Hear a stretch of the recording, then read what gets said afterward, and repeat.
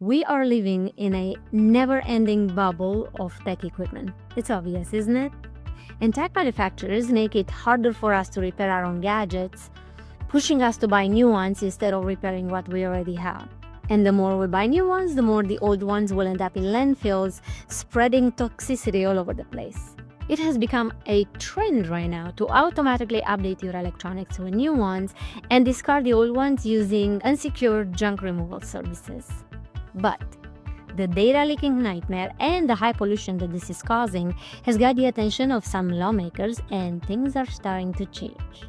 This year, 2024, 3 states, Oregon, Minnesota, and California, are leading the change with the new right to repair law, which pushes the manufacturers to allow us now to repair our own devices, saving money and reducing electronic waste.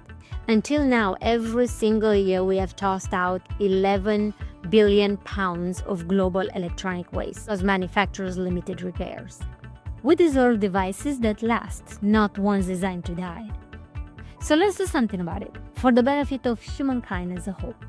Now, either repair your existing laptops and gadgets and use them to the full extent, or dispose them in a way that does not pollute the earth, using an IT asset disposition company like us. If you're an organization thinking about updating your tech devices, ask them to take them off your hands. We wipe the sensitive data off them and dispose of them responsibly. Let's add some sustainability points to your CSR score and give a new life to your tech and new opportunities to somebody else.